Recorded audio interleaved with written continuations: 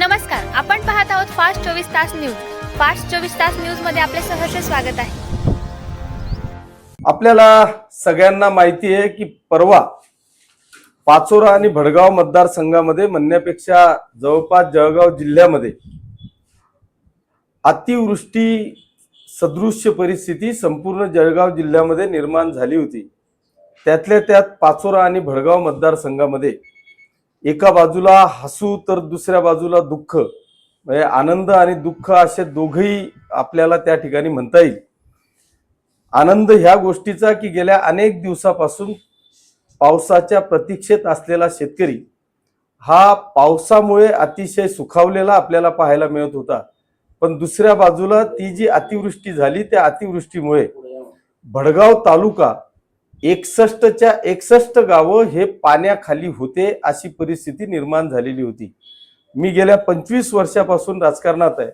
25 वर्षात अनेकदा दुष्काळ मला पाहायला मिळाले. कधी ओला असेल, कधी कोरडा असेल, परंतु जी काय परिस्थिती मी अनुभवली ती इतकी भयावह होती की सगळ्या गावांचा संपर्क तुटलेला होता. मी अक्षरशः 4-5 गावांमध्ये जाऊ शकलो नाही अशी परिस्थिती पाण्याने झालेली होती. म्हणजे ढगफुटी सदृश्य परिस्थिती. जे काय पेणगावच्या पायथ्याशी इतकी मोठी ढगफुटी झाली आणि तिथून सरळ जे पाणी आलं ते प्रत्येक गावामध्ये शेतामध्ये जर का गेलं तर कमरेबरोबर, गुडघ्याबरोबर, मांडीबरोबर पाणी या प्रत्येक शेतामध्ये होतं. म्हणजे एका बाजूला पिकांची अतिशय चांगल्या पद्धतीची परिस्थिती असताना ते सगळे पिकं उद्ध्वस्त झाले, जमीन खरडली गेली, विहिरी पाण्याखाली गेल्या. इतकी भयानक अवस्था त्या भडगाव तालुक्यात होती. तीच परिस्थिती पाचोरा तालुक्यात सुद्धा जवळपास 65 ते 70 मिलीमीटर पाऊस हा पाचोरा तालुक्यात देखील झालेला आहे. परंतु भडगाव तालुक्यात हा जवळपास 100 ते 105 मिलीमीटरच्या वरती पाऊस झाल्यामुळे प्रचंड नुकसान आमच्या शेतकरी बांधवांचं झालं. अनेकांच्या दुकानांमध्ये, घरांमध्ये पाणी गेलं. अनेकांची ज्वारी, बाजरी जे काय खरेदी करता किंवा विक्री करता त्यांनी राखून ठेवलेली होती ती ज्वारी, बाजरीचं नुकसान झालं. दुकानांमध्ये पाणी घुसलं. अनेक शेतकऱ्यांचं खत मटेरियल जे घरात आणून ठेवलेलं होतं ते खत मटेरियलचं नुकसान झालं. गाई, म्हशी, बकऱ्या वाहून गेल्या. अशी परिस्थिती आज भडगाव तालुक्यात निर्माण झालेली आहे. तात्काळ आपण तहसीलदारांना, PIला सोबत घेऊन आपण गेलो. 2-4 कुटुंब तर अक्षरशः म्हणजे बचाव कार्याकरता आपण पूर्ण टीम बादसर गावामध्ये घेऊन गेलो. एक आदिवासी कुटुंब बादसर गावामध्ये अडकलं. त्यांना आपण रेस्क्यू करून आणि सुरक्षित स्थळी आणलं. त्याच्यात 2-2, 3-3 महिन्याचे बालक देखील होते. त्यांना आपण सुरक्षित काढलं. तीच परिस्थिती पथराळला होती की दोघेही बाप बेटे शेतात असताना अचानक त्या धरणात पाणी वाढलं आणि ते एका झाडाचा सहारा घेऊन ते झाडावर चढून बसले. शेवटी त्यांना देखील गावकऱ्यांनी रेस्क्यू करून सुरक्षित काढलं. त्याच्यामुळे जरी जीवितहानी झाली नाही पण वित्तहानी ही प्रचंड झालेली आहे. म्हणून मी तर आज सकाळीच माननीय जिल्हाधिकारी महोदयांशी बोललो. जिल्हाधिकाऱ्यांना विनंती केली की आपण एक शेताचा पंचनामा करण्यापेक्षा सरसकट ओला दुष्काळ आपण जाहीर करावा किंवा सरसकट पंचनामे करून आमच्या शेतकरी बांधवांना तात्काळ दिलासा द्यावा अशा पद्धतीची विनंती आपण त्या ठिकाणी केली. तीच परिस्थिती पाचोरा शहरात देखील होती. मी तिथूनच या राज्याचे आपत्ती व व्यवस्थापन मंत्री नामदार गिरीशजी महाजन साहेब यांच्याशी संपर्क साधला. त्यांना ही सगळी आपबीती त्यांच्या कानावर टाकली. त्यांनी देखील जिल्हाधिकारी असतील किंवा संबंधित अधिकाऱ्यांना निर्देश दिले की यांचे तात्काळ पंचनामे करून आपण मदतीसाठी तसा प्रस्ताव शासनाकडे पाठवावा. अशा पद्धतीचे आदेश माननीय गिरीशजी महाजन साहेब यांनी शासनाला, अधिकाऱ्यांना दिलेले आहेत. सगळ्यात महत्वाचा एक विषय आणखी होता की वरून तर पाणी होतच, परंतु शिवनी गावाजवळ या इरिगेशन विभागाने कॅनलला, डाव्या कालव्याला इतकं मोठं पाणी सोडलं की त्या पाण्याला पुढे रस्ता नसल्यामुळे कॅनॉलला एवढं मोठं भगदाड त्या शिवनी गावाजवळ पडलं की त्या दिवशी कदाचित अख्खं गाव व्हायला असतं अशी परिस्थिती त्या शिवनी गावामध्ये निर्माण झाली.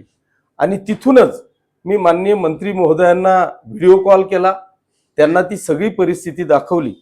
माझी मंत्री महोदयांना आपल्या माध्यमातून विनंती आहे की त्यांनी ती स्वतः परिस्थिती पाहिली आहे. एवढा मोठा पाऊस चालू असताना आपण कॅनॉल मधून जे पाणी सोडलं त्या पाण्यामुळे प्रचंड हानी, म्हणजे ते भगदाड पडलं, गाव वाचलं, गावात पाणी गेलं हे तर आहेच, परंतु तो कॅनॉल सगळे निकामी झाल्यामुळे ते सगळं पाणी हे शेतांमध्ये पाझरतं आणि शेतकऱ्यांच्या आजूबाजूला असलेल्या जेवढ्या शेती आहेत त्या प्रत्येक शेतकऱ्याचं असलेल्या पिकाचं 100% नुकसान होतं.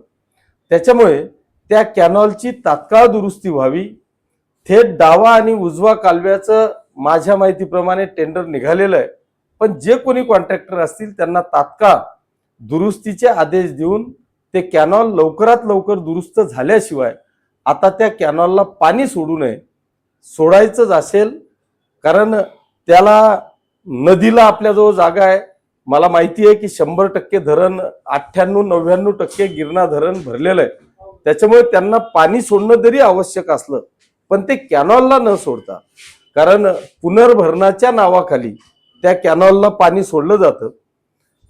आपण आता जर एरंडोल पारोळ्या करता आपण ते पाणी सोडतो, पण आता एरंडोल पारोळ्यामध्ये सुद्धा इतकी अतिवृष्टी झाली आहे की तिथले सुद्धा सगळे नाले, खोले, बंधारे, बांध सगळे भरलेले आहेत.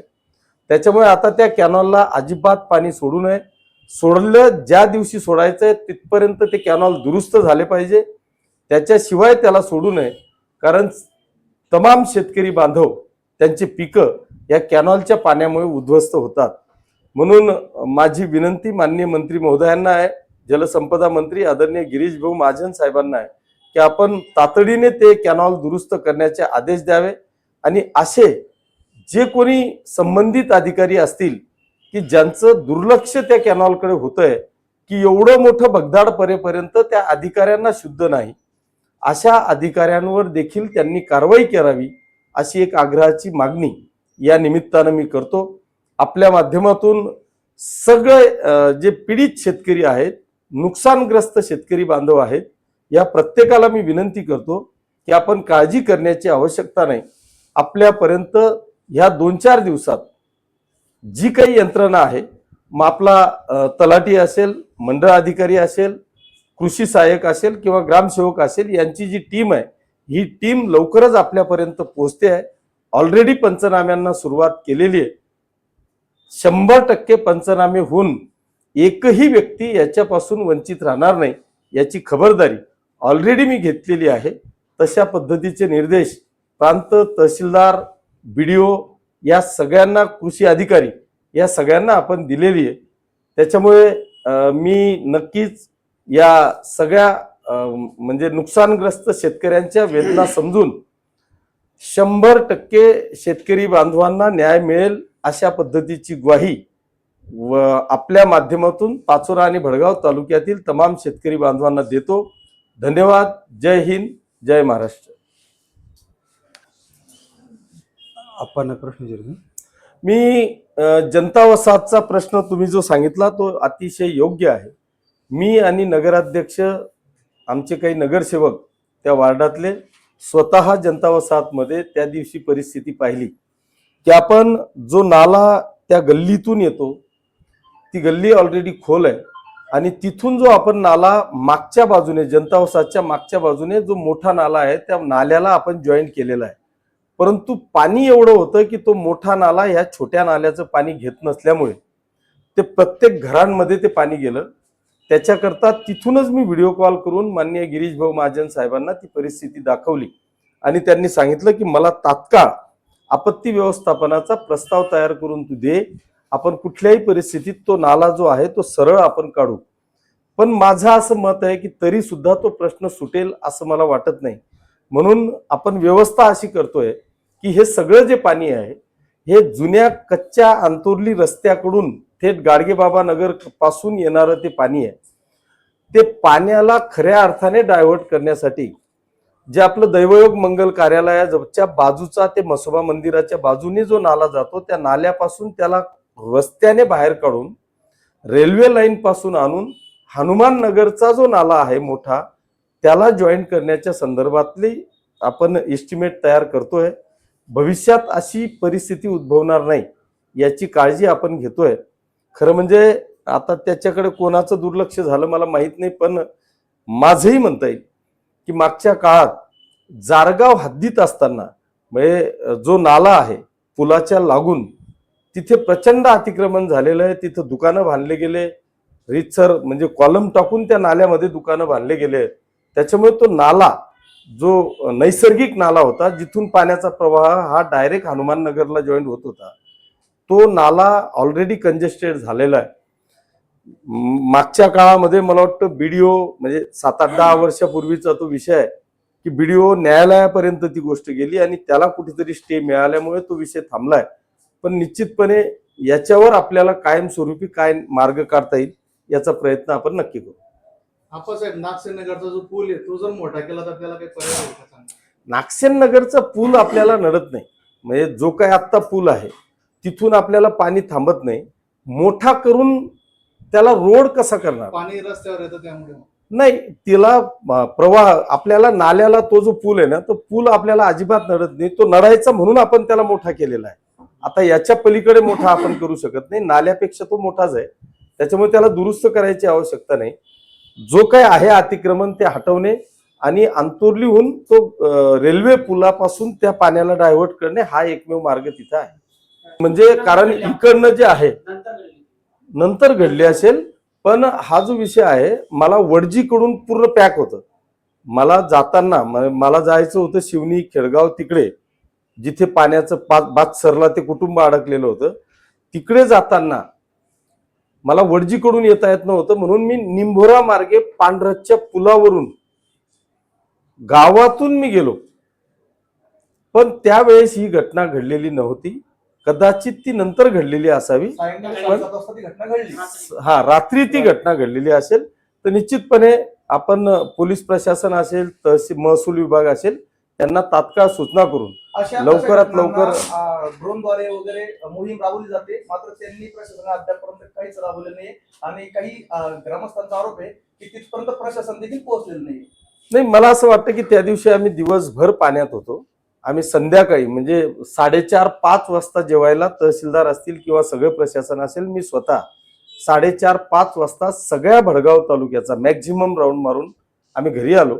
मी असं जर काही असेल तर तात्काळ प्रशासनाला त्या पद्धतीचे आदेश देऊन लवकरात लवकर तो व्यक्ती जिवंत सापडावा याच्याकरताच आपण परमेश्वराला प्रार्थना करू. पण जर काही दुर्दैवी घटना घडली असेल तर त्याला तात्काळ चौकशी करून आपण त्याचा तपास करू.